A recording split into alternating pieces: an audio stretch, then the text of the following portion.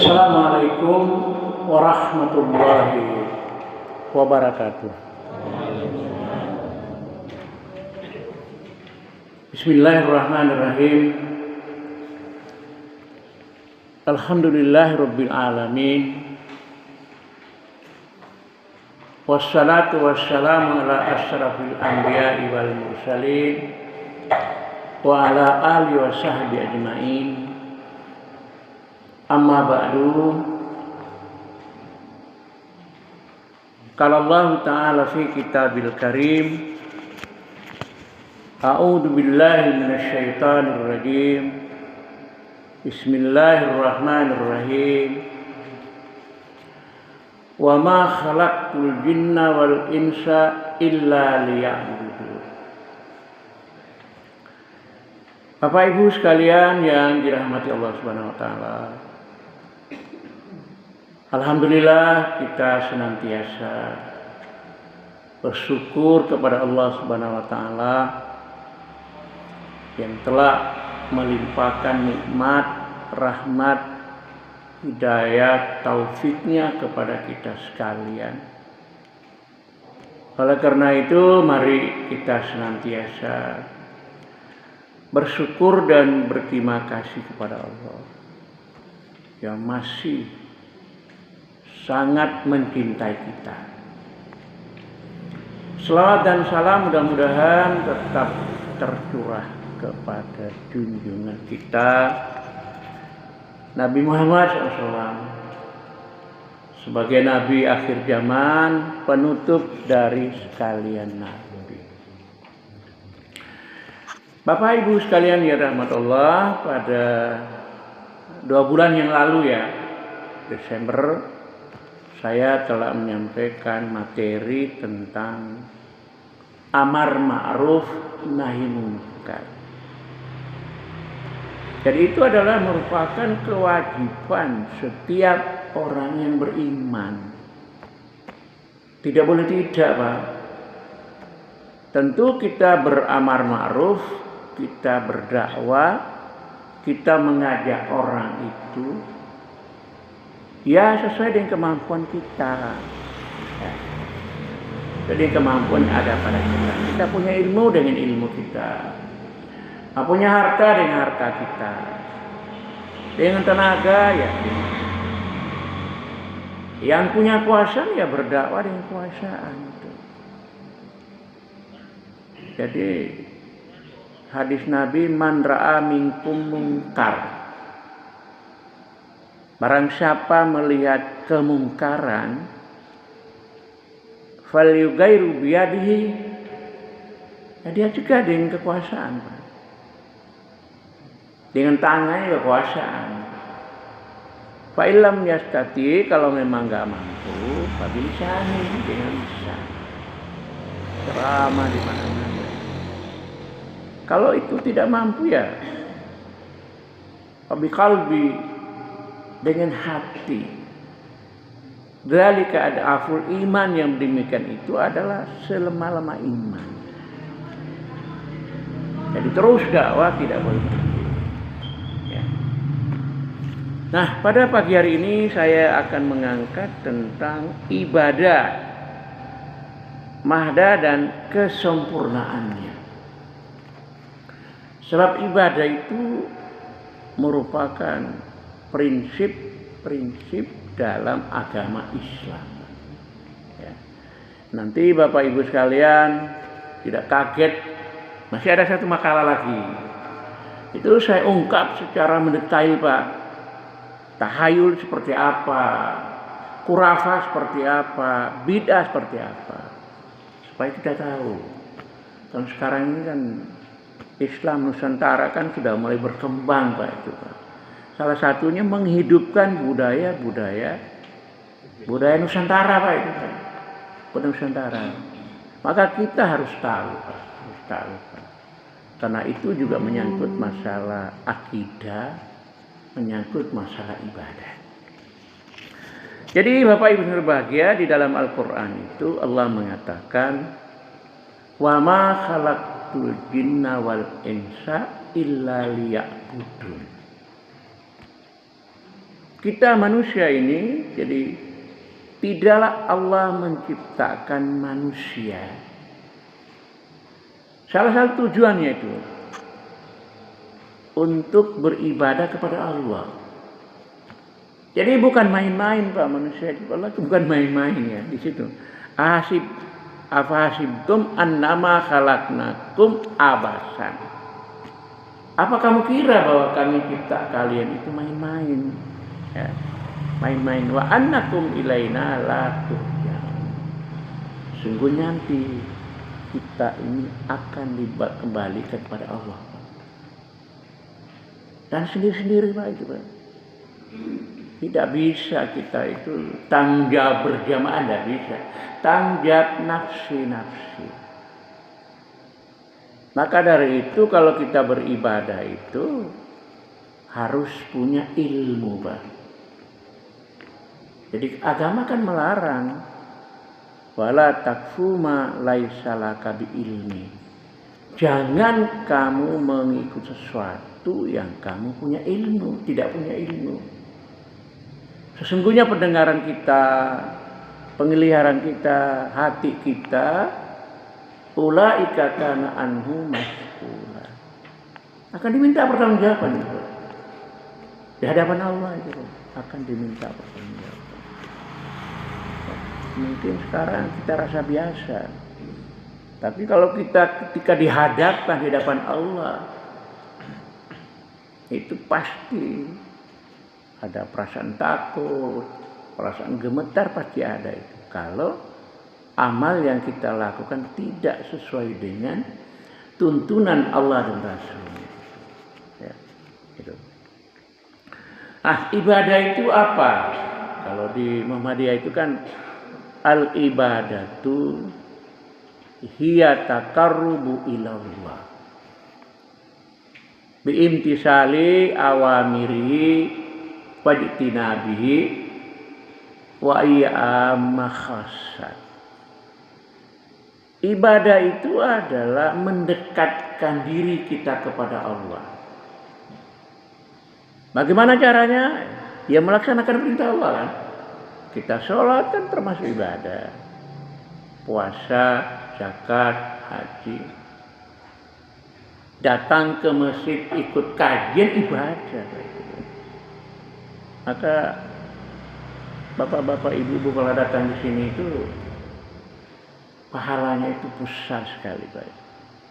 Hajat tamatan, haji umrah sempurna Pak.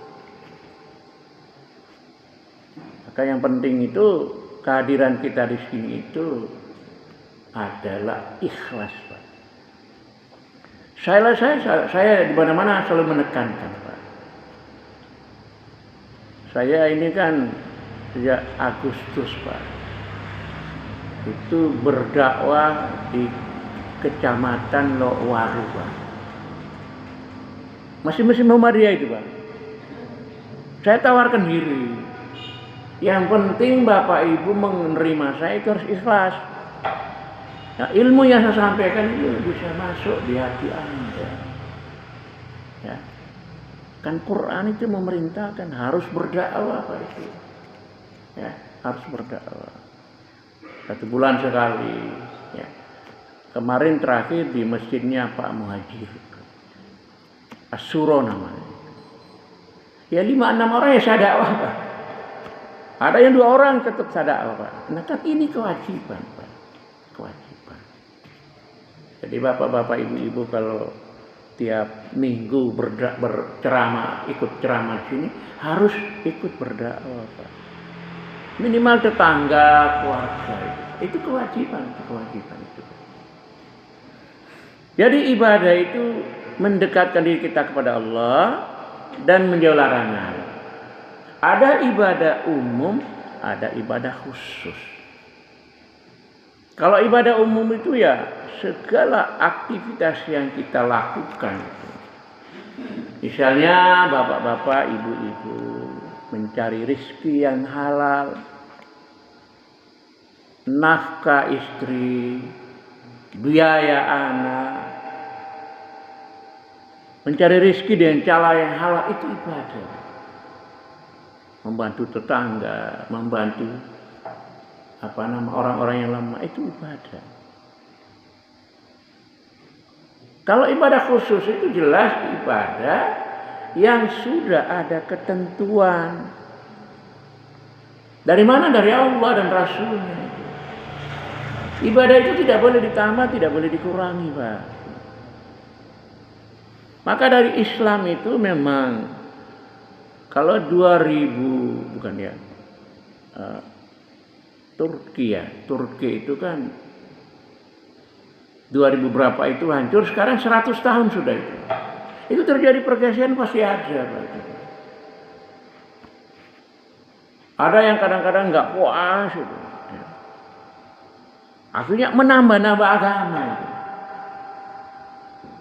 Karena ibadah yang dilaksanakan itu merasa kurang puas itu. Ini pasti ada. Pak, kurang puas, ditambah-nambah itu. Maka Nabi itu mengatakan bahwa setiap 100 tahun itu akan muncul seorang mujaddid. Orang yang memang betul-betul mengembalikan ajaran Islam kepada sumber yang asli, yaitu Al-Quran dan Sunnah. Agar supaya tidak kebablasan, Pak. Namanya manusia itu oleh setan kan dipengaruhi, Pak. Ibadah begini nggak puas, setan pengaruh, nambah. Itu pasti ada, Pak. Itu. Maka tugas kita itu mengembalikan Islam itu kepada sumber yang asli, Al-Quran dan Sunnah. Maka prinsipnya itu rujuk ilal Quran was Sunnah. Kembali kepada Al-Quran dan Sunnah. Itu, Pak. Jadi ibadah itu ada sholat, kan menggunakan tenaga kan. Juga harta, harus beli pakaian. Zakat, ya harta.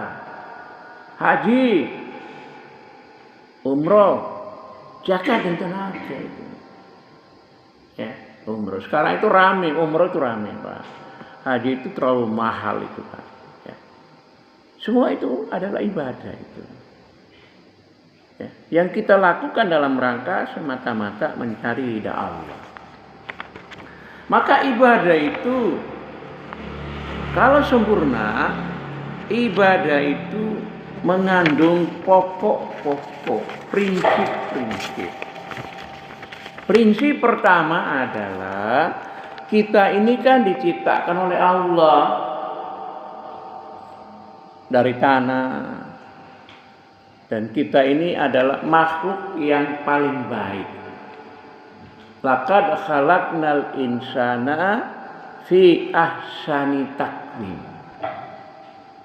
Wa laqad karramna bani Adama. Allah ciptakan kita manusia terbaik dan Allah juga memuliakan kita. Memuliakan kita itu. Jadi walaqad karramna bani Adama. Maka prinsip pertama itu yang harus kita ibadahi, harus kita sembah adalah Allah. Jadi Allah itu sejak Nabi Adam sudah ada. Mungkin bapak-bapak pelajari kisah para nabi dan rasul itu. Saya kemarin Jumat itu mengangkat materi tentang bagaimana Fir'aun dan Musa. Fir'aun yang kejam itu ya Fir'aun Ramses itu. Yang lain Fir'aun Islam kok. Kayak Fir'aun zaman Nabi Yusuf ya Islam, Pak. Fir'aun kan hanya jabatan. Yang kejam itu Ramses itu. Saya angkat. Agar kita mengambil pelajaran dari situ. Kan? Laqad kasasi fi ibrati ulil albab. Sungguh kisah-kisah yang kami ceritakan itu sebagai pelajaran bagi orang yang punya akal. Nabi Adam, setelah itu Nabi Idris, Nabi Nuh, kemudian Nabi Hud, Nabi Saleh, Ibrahim, Lut, Ismail, Ishak, Yakub, baru Yusuf. Dari Yusuf nanti Ayub, Zulkifli, Suaib, Musa, Harun, Daud, Sulaiman, Ilyasa, Yunus, kemudian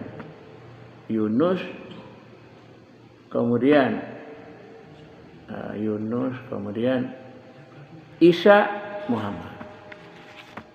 Itu kisah itu bisa dapat kita ambil pelajaran di sana, Pak. Jadi bukan hanya dongeng, Pak. Kalau dibaca oleh orang kafir dianggap itu dongeng-dongeng orang dahulu. Pada kisah dalam Quran itu kisah yang benar, Pak. Maka perlu kita dapat mengambil pelajaran di sana. Jadi pertama yang kita sembah hanya Allah. Semua nabi rasul itu mengajak untuk beribadah kepada Allah. Semua nabi rasul melarang untuk syirik. Syirik itu mempersekutukan sesuatu dengan Allah dalam beribadah.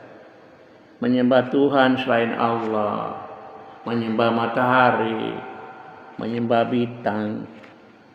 Kadang-kadang itu orang itu ya harta, ya. Kadang-kadang ya selalu mengagung kepada pimpinan-pimpinan. Itu termasuk bentuk-bentuk penyembahan. Maka Allah mengatakan wa'lamu annahu la ilaha illallah. Katakanlah bahwa sesungguhnya tidak ada Tuhan disembah melainkan Allah, Pak. Ya Allah satu-satunya itu. Tak zaman dulu itu, sejak Nabi Adam itu. Jadi Allah memperkenalkan diri, saya ini Allah. Saya ini adalah Tuhanmu. Beda dengan agama lain kan. Agama lain Tuhannya kan bisa dipindah-pindah. Tuhannya tidak bisa membela dirinya sendiri. Itu agama. Kalau Islam adalah agama Allah yang memang Allahus Samad, itu artinya Allah tempat kita bergantung. Kita menyerahkan diri kita kepada Allah, bertawakal kepada Allah. Nanti Allah yang mengatur. Innani anallahu la ilaha illallah ana fa'budni. Sesungguhnya aku inilah Allah. Tidak ada Tuhan disembah melainkan Allah. Fa'budni. Sembahlah aku. Salah satunya wa aqimus salat tali dzikrillah. Dirikan sholat. Dengan mendirikan sholat itu berarti kita ingat kepada Allah. Jadi kalau kita ingat Allah akan ingat pada kita, Pak. Kalau kita tidak ingat pada Allah, ya Allah lupa kita, Pak. Nah, ingat Allah di mana saja, kapan saja kita berada, insya Allah. Allah melindungi kita di mana saja. Kalau kita lupa Allah, ya Allah akan lupa pada kita. Seperti dalam surat Toha ya. Itu Allah mengatakan bahwa orang-orang kafir itu melupakan Allah. Maka Allah juga melupakan mereka, Pak. Allah juga melupakan mereka. Itu ada juga surat Al-Hasyr juga ada itu. Allah melupakan. Maka mengingat Allah itu salah satu yang kita beribadah. Kita sholat, kita zakat. Tiap hari kita itu baca Quran. Tiap hari kita zikir kepada Allah. Tiap hari kita istighfar pada Allah. Itu Allah pasti melindungi kita. Sebab dengan zikir itu ala bidzikrillah tatmainnal qulub. Kalau zikir pada Allah, hati kita tenang. Tidak gelisah. Walaupun menghadapi persoalan apapun yang kita hadapi, kita tenang-tenang saja. Kita punya Allah kok. Kita punya Allah. Baca di YouTube itu, wah, ini tentara-tentara Cina masuk, ada kekhawatiran, ya kita tenang-tenang. Kita punya Allah kok Pak. Mereka itu kan tidak punya Allah. Mereka mengandalkan kekuatan, mereka mengandalkan harta. Kita andalkan Allah. Ternyata kan beberapa kali kan PKI Madiun gagal. PKI tahun 65 gagal, padahal kekuatan sangat dahsyat itu. Tapi karena kita punya Allah itu Pak. Selama kita masih menyembah Allah, sujud kepada Allah, umat Islam se-Indonesia berdoa, pasti dikabulkan. Tidak usah khawatir. Tidak khawatir. Kita punya kekuatan Allah. Itu yang pertama. Yang kedua, Bapak Ibu sekalian berbahagia, ibadah yang kita lakukan itu salah satu unsur utama itu ikhlas, Pak. Ikhlas itu tidak boleh riya. Riya itu ingin dipuji orang. Tidak boleh sum'ah. Sum'ah itu adalah menceritakan didengar orang lain, namanya sum'ah itu, Pak.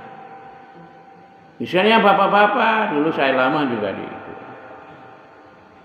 Kalau orang mau korban itu, dia minta disebutkan, dibacakan itu. Korban sapi ini sefulan. Itu namanya sum'ah itu. Bisa juga menghilangkan pahala itu. Jadi kalau kita sudah korban ya sudah, serahkan panitia yang ngatur. Enggak usah disebut-sebut, dibaca-baca kan.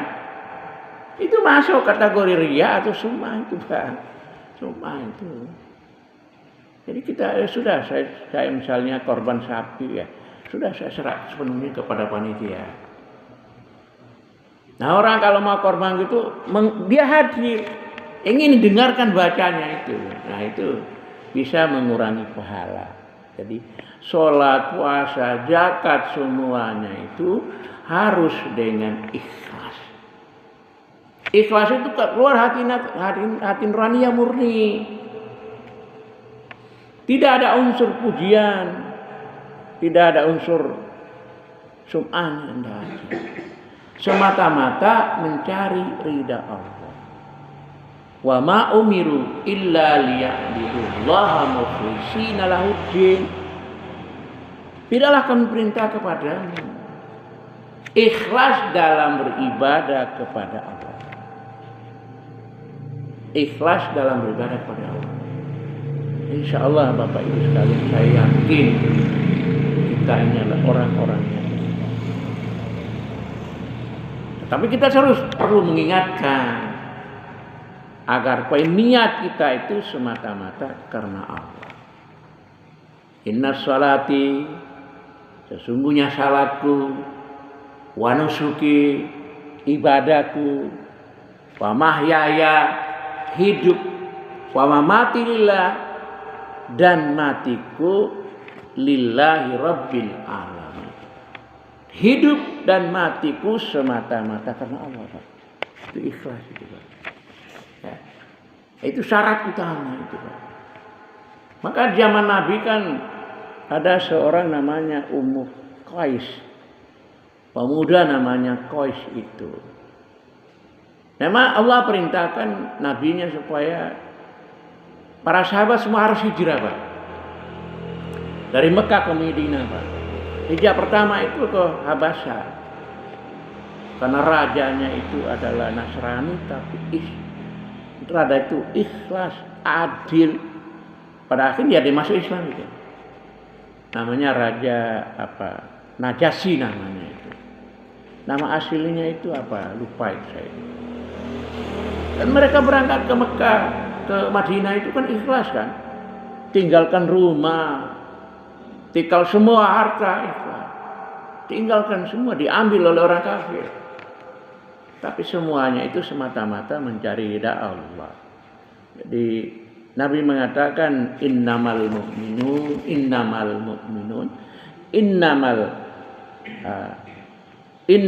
a'malu binniyat wa innamal likulli amri ma nawa. Jadi sesungguhnya segala amal yang kita lakukan itu dengan niat, Pak. Dengan niat, Pak. Ya. Sesungguhnya seorang itu mendapatkan pahala sesuai dengan apa yang diniatkan. Apa yang diniatkan itu. Kalau memang lihatnya dunia ya dapat dunia. Lihatnya jabatan ya dapat jabatan itu. Jadi, Nabi mengatakan, "Faman kanat hijratu ilallahi wa rasuli." Barang siapa hijrah kepada Allah dan Rasulnya, fa hijratu ilallahi wa rasuli. Dia hijrah karena Allah dan Rasulnya. Faman kanat hijratu li dunya, suibuha, dunia dan usaha, bisnis, awimra'atu, atau karena wanita, maka itu yang dia peroleh. Itu yang dia peroleh. Oleh karena itu, ibadah apapun yang kita lakukan Bapak Ibu sekalian, baik itu ibadah umum maupun khusus, mari harus pasang niat semata-mata mencari ridho Allah. Insya Allah itu berpahala. Jadi Allah tidak melihat wajah kita, Allah tidak melihat jasad kita, tapi Allah melihat hati kita.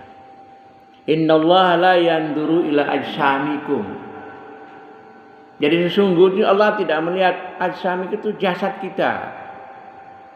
Wala ila suwarikum. Allah tidak melihat suwar itu gambar wajah kita. Walaki yanduru ila qulubikum. Allah itu melihat apa yang terdapat dalam hati kita. Oleh karena itu, innallaha ta'ala yuhibbu idza amalin ahadukum amalan ayyut kinahu. Jadi sesungguhnya Allah itu tidak melihat amal yang kamu lakukan, tapi diusahakan amal yang kita lakukan harus dengan sebaik-baiknya. Sholat harus tuntun Allah Rasulnya, puasa dan lain sebagainya. Karena Allah itu menguji kita. Alladzi khalaqal maut. Allah menguji kita, mencipta kita, maut wal haya, hidup. Untuk apa? Liyabluwakum ayyukum ahsanu amala. Untuk menguji di antara kita ini siapa yang paling baik amalnya. Artinya siapa yang memang amalnya sesuai dengan Allah dan Rasulnya itu. Kan banyak orang beribadah tapi ibadah itu ditambah, dikurangi. Maka di sini Allah memerintahkan kalau kita beramal itu adalah amal yang paling baik. Itu yang kedua ya. Ketiga adalah kita berusaha supaya amal yang kita lakukan itu sesuai dengan perintah Allah dan Rasulnya, Pak. Ya. Ini banyak sekali ayat 2-3 lembar ini, Pak. Barangkali supaya Bapak Ibu sekali tahu, Pak. Ya memang sudah waktunya harus saya sampaikan, Pak. Supaya tahu, Pak. Selama ini kita kadang-kadang itu beribadah itu ya, tidak sesuai dengan apa yang disampaikan Allah dan Rasulnya di pagi tentang upaya pemberantasan tahayul, khurafat dan syirik. Harus Bapak Ibu kita harus tahu, Pak. Karena semua amal yang kita lakukan itu pasti akan diminta pertanggungjawaban. Jadi Allah mengatakan, wa ma atakumur rasul fakhudu wa ma naha anhu fantahu. Artinya ambillah apa yang dituntun oleh Allah dan Rasulnya, ya, apa itu Allah dan Rasulnya, dan jauhilah apa yang dilarang oleh Allah dan Rasul. Maka ibadah yang kita lakukan itu harus sesuai dengan tuntunan Allah dan Rasulnya. Bukankah Nabi mengatakan, taraktum fikum amraini ma in tamassaktum bihima lan tadillu abada, kitaballahi wa sunnatur rasul. Aku tinggalkan kepada kalian itu dua perkara. Kalau keduanya itu kamu pegang, kamu tidak akan sesat selama-lamanya. Yaitu kitabullah wa sunnatur rasul. Kitab Allah dan sunnah Rasul. Ya. Jadi man amila laisa amrunya fahuwa raddun. Barang siapa beramal, kemudian amal itu tidak ada contoh kami, amal itu tidak ada perintah kami, maka amal itu ditolak, Pak. Tidak diterima oleh Allah. Ya. Tidak diterima oleh Allah itu. Misalnya sholat ada tambahan. Nah, di sini ada contoh, ada semua itu, Pak. Ya. Contoh semua itu. Jadi kalau amal tidak ada contoh Nabi, ya ditolak, Pak. Ada hadis Nabi mengatakan, kullu bid'atin dalalah wa kullu dalalatun finnar. Tiap yang ditambah-tambah itu sesat. Dan tiap yang sesat itu adalah finnar neraka. Itu, Pak. Oleh karena itu di dalam hal ibadah harus murni. Di sini pertama tahyul. Itu masuk syirik itu, Pak, tahyul itu. Ya. Adalah suatu kepercayaan bila terjadi suatu peristiwa, ya, akan menimbulkan peristiwa yang lain. Ya. Ini saya beri contoh ini. Kepercayaan pada hitungan hari baik dan jelek. Mungkin bapak-bapak kalau mau menikahkan anak kan dihitung harinya dulu kan. Semua hari itu baik, tidak ada yang tidak baik. Gitu. Atau mungkin membatalkan akad nikah ketika keluarga kita ada yang meninggal, tunda 1 tahun. Padahal calon suami istri kan sudah siap untuk nikah. Kabul dibatalkan, ditunda, itu kan bisa menimbulkan fitnah lebih besar. Itu contoh namanya apa? Tahyul. Contoh lagi misalnya khurafat. Adalah suatu kepercayaan bahwa suatu benda makhluk dapat mendatangkan kebahagiaan dan keberuntungan. Di sini saya beri contoh, keris dapat mendatangkan kebahagiaan dan kesengsaraan bagi pemiliknya. Ya. Zaman-zaman dulu itu kan orang kan senang simpan keris itu. Itu juga khurafat, Pak. Keraton-keraton itu khurafat semua itu, Pak. Keris yang banyak sekali. Ini banyak yang lain bisa ini, Pak. Percaya pada ramalan-ramalan nasib, melalui telapak tangan atau astrologi, itu masuk kategori khurafat semua. Kemudian ada lagi namanya syirik. Syirik itu adalah melakukan perbuatan-perbuatan yang mempersekutukan sesuatu dalam beribadah kepada Allah. Itu syirik namanya. Menyembah Tuhan selain Allah. Bahkan ada ya orang-orang kalau pergi haji pulang membawa ekor unta digantung di depan rumah itu untuk menghindari musibah. Pernah saya larang, nggak boleh itu syirik itu, Pak. Musibah datang tidak datang itu kan Allah yang mengatur. Tidak boleh percaya pada benda semacam itu syirik itu, Pak. Itu contohnya itu, Pak. Kalau bid'ah banyak sekali, Pak. Bid'ah itu banyak sekali. Di sini banyak sekali bid'ah itu, Pak. Misalnya Bapak Ibu sekalian sekarang itu rame-rame kan. Pada bulan Rajab itu orang-orang ramai berpuasa bulan Rajab. Bulan Rajab boleh kita puasa. Tapi puasa Senin, Kamis, Yaumul Bid pada bulan Rajab itu ada tuntunan. Tapi kalau puasa Rajab itu khusus Rajab itu Nabi melarang. Itu hadis dari paman dari Nabi kepada pamannya. Apa? Nabi melarang itu. Tapi orang disebarkan pahalanya itu sangat banyak sekali itu. Jadi kita sebagai orang yang ikut tunjuk Allah dan Rasul dia puasa Senin Kamis, puasa tengah bulan, puasa Syawal, puasa Arafah, puasa Muharram.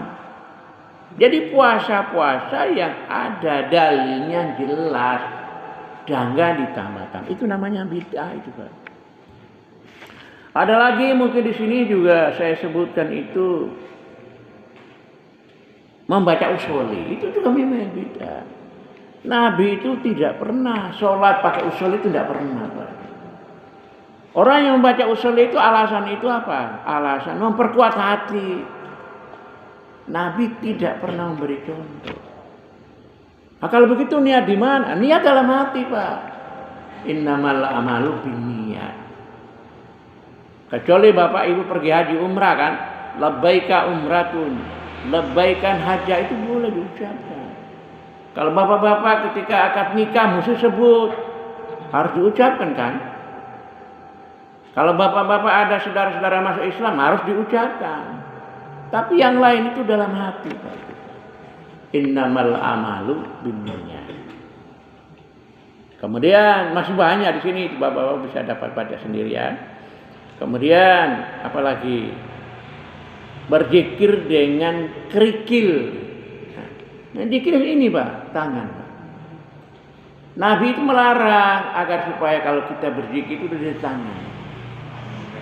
Tangan itu nanti akan apa? Akan menjadi saksi di akhirat, Pak. Dia akan ngomong kan? Bapak bisa baca dalam surat Yasin ya. Al-yauma nahtimu ala afwahihim. Pada hari ini mulut dikunci. Wa tukallimu aydihim, tangan ngomong. Wa tashhadu arjulukum bima kanu yaksibun. Kaki itu jadi saksi apa yang kita lakukan. Jadi kalau bapak-bapak zikir di habis sholat ya tangan aja. Ya, tangan saja. Karena Nabi melarang dan Nabi mengatakan tangan itu menjadi saksi. Ya. Atau mungkin bapak-bapak, saya memperhatikan itu. Pada saat habis zikir, Pak ya. Habis sholat, salam itu ya.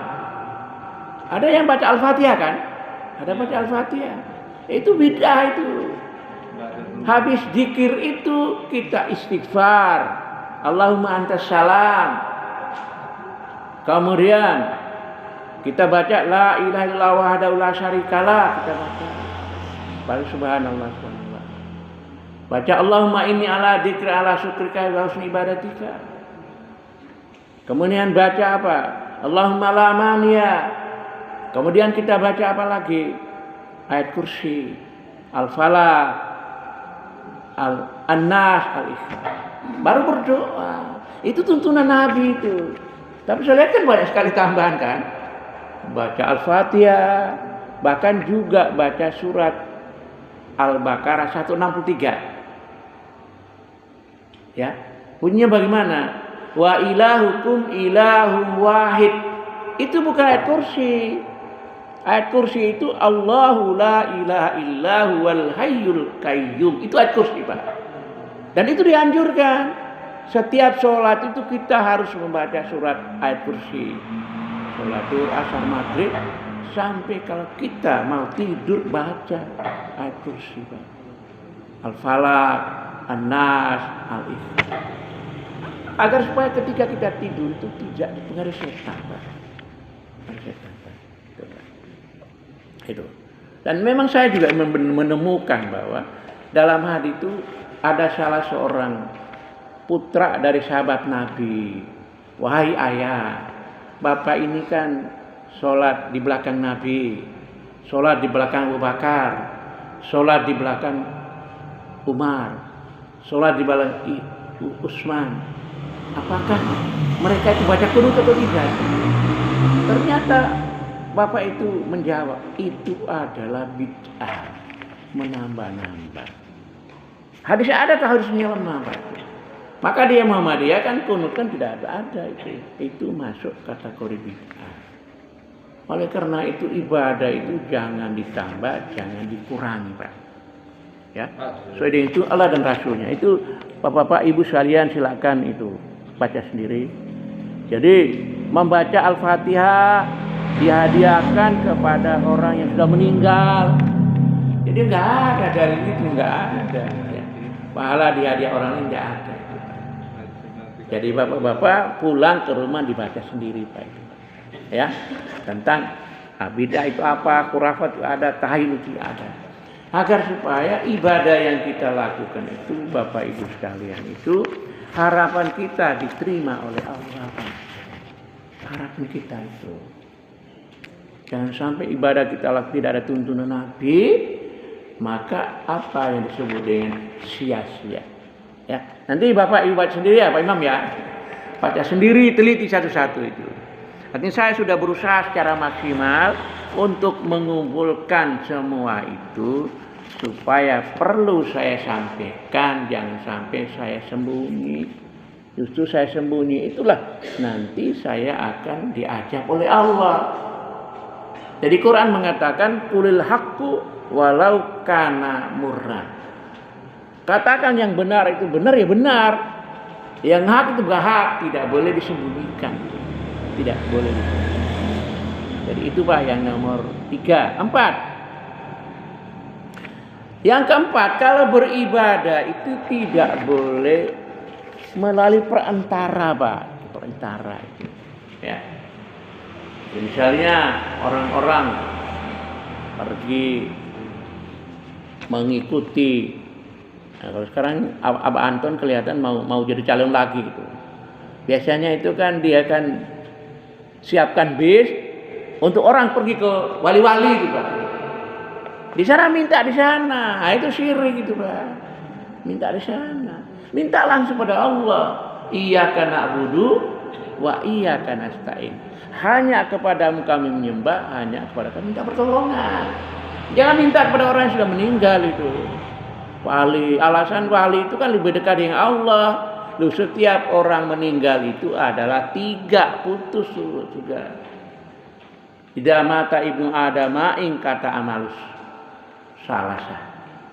Setiap anak Adam mati, semua putus.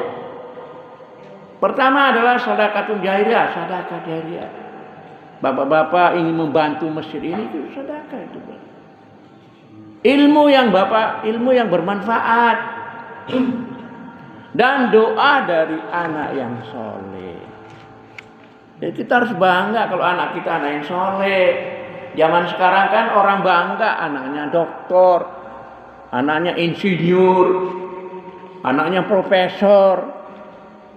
Tapi tidak bangga kalau anaknya itu soleh dan soleha. Ada seorang profesor di Surabaya, saya pernah baca di YouTube itu. Hebat dia, mendapat pekerjaan juga banyak. Pada akhirnya semua ditinggalkan, Pak. Dia belajar Quran dan hadis. Ketika dia ajak ibunya ke masjid, dia imam sholat. Ibunya menangis, Pak. Itu yang kita banggakan. Bukan bangga anaknya itu profesor, doktor. Profesor doktor ilmunya sedikit, Pak. Kalau ke profesor doktor itu kalau sudah tua itu sudah ilmu sudah nggak dipakai, Pak, itu, Pak. Sudah ada gunanya ilmunya itu, Pak. Nah, teman saya dokter itu ya. Kalau saya begini, saya memang. Dia kan dokter kan. Sudah pensiun ya sudah. Itu namanya menunggu mati itu, Pak. Menunggu mati itu. Karena dia tidak memahami agama. Maka agama itu kita butuhkan sampai akhir hayat, Pak. Itu. Ya, akhir. Maka saya juga pernah menyampaikan bahwa kita itu kalau meninggal itu kan apa yang 3 ya? Harta, keluarga, amal. Harta keluarga ngantar sampai kubur kan? Kalau itu kembali. Yang menemani kita adalah apa? Amal kita yang menemani kita. Oleh karena itu mari kita berusaha kalau beramal itu ya langsung berdoa kepada Allah, meminta kepada Allah. Yang kelima, bahwa di dalam agama kita itu kan ada prinsip keseimbangan. Dunia itu seimbang, Bapak Ibu. Kalau enggak seimbang itu sudah hancur dunia ini. Matahari bisa putar, bumi ada siang, ada malam. Maka dari itu ibadah itu tidak untuk dunia saja tapi juga akhirat. Wabtaghi fima atakallahu daral akhirah wala tansa nasibaka minad dunya wa ahsin kama ahsanallahu ilaik. Hendaklah kamu mencari keridhaan Tuhan untuk akhirat.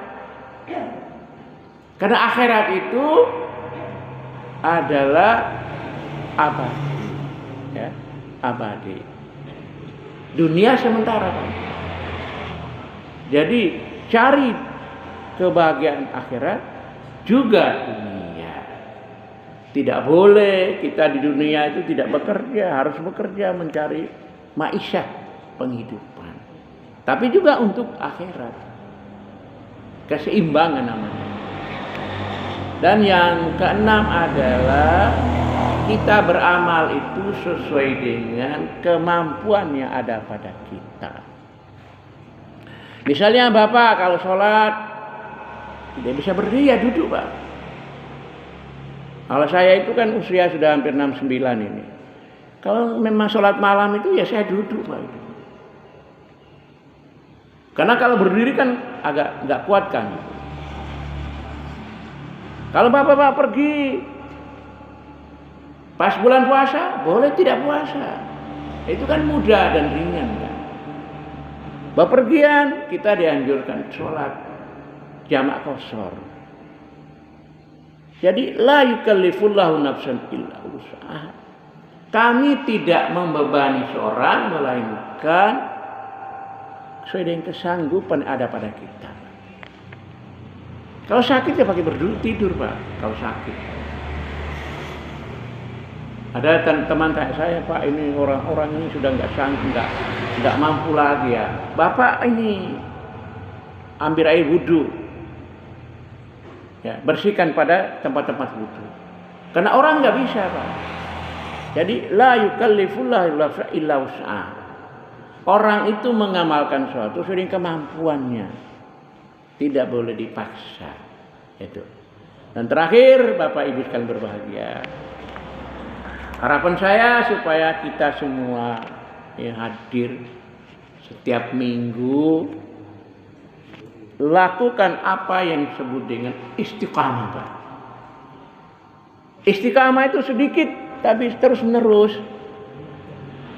Nabi pernah menegur salah seorang, kamu jangan seperti si fulan ini. Dulu biasa sholat malam, sekarang sholat malam tinggalkan. Itu namanya yang tidak istiqamah. Jadi bapak-bapak datang sini sholat duhur, asar, maghrib, istiqamah. Kalau mau sholat malam silakan. Kemarin di Al-Muqarrabun itu Jumat itu saya kuliah subuh itu. Amal yang sedikit tetapi dilakukan secara istiqamah. Ahabul a'mali ilallahi adwamuha wa inkallah. Allah itu sangat cinta kepada orang yang amal sedikit tapi istiqamah. Kita lakukan secara istiqamah terus menerus. Insya Allah Pak itu. Kita merasa tidak berat. Dulu saya itu kadang-kadang kalau puasa tengah bulan masih kerja Pak itu. Merasa berat Pak itu. Senin Kamis merasa berat. Sekarang sudah biasa Pak itu. Sudah biasa puasa Senin Kamis. Sekarang hari ini kan Yaumul Bid Pak. Hari kedua Pak itu. Besok hari ketiga Pak itu. Jadi Yaumul Bid itu. Minggu, Senin, Selasa. Sabtu, Minggu, Senin, 3 hari Pak itu. Tiap bulan Pak itu. Itu pesan Nabi kepada Abu Hurairah. Abu Hurairah Nabi pesan, 1 bulan kamu puasa, tengah bulan, 3 bulan, 3 hari. 11, 12, 13, 14, 15. Kemudian usahakan sholat witir sebelum tidur. Kalau memang kita itu nggak sanggup bangun malam ya, sebelum tidur kita sudah sholat 3 rakaat. Atau Bapak jangan lupa tiap hari harus berusaha untuk melaksanakan sholat duha Pak. Minimal 2 rakaat itu. Karena sholat duha itu akan membuka rezeki kita. Nah, itu insya Allah kalau kita lakukan secara istiqomah, pasti kita selalu dicintai Allah dan kita selalu dilindungi oleh Allah Subhanahu wa taala. Karena Allah mengatakan, "Inna nahnu auliya'ukum fil hayati dunya." Sesungguhnya kami ini adalah pemimpin kamu di dunia dan di akhirat. Jadi di mana saja, kapan saja itu kita selalu dilindungi oleh Allah Subhanahu wa taala. Oleh karena amal-amal yang sedikit tetapi istiqomah insya Allah sangat dicinta oleh Allah. Itulah Bapak Ibu sekalian berbahagia kajian kita pada hari ini. Insya Allah bulan depan sudah belum masuk puasa ya. Jadi ini masalah ibadah bulan depan barangkali saya akan membahas masalah bab tohara itu. Ya, sampai ke wudu, sampai tayammum, bagaimana seperti sunnah Nabi. Memang itu kecil, tapi perlu. Karena hal itu bisa juga menyebabkan mungkin sholat nggak sah misalnya. Kalau kita wudu tidak selinting Allah dan. Jadi saya kira itu Bapak Ibu sekalian berbahagia. Sebelum kita akhiri, barangkali ada yang mau bertanya, kami persilakan. Kita saling sharing lah kalau ada yang tentang apa yang saya sampaikan itu Pak. Jadi saya sampaikan apa yang memang sesuai dengan tuntunan Allah dan Rasulnya. Ya, saya kira silakan Pak, Bapak Ibu kalau mau bertanya, kami persilakan.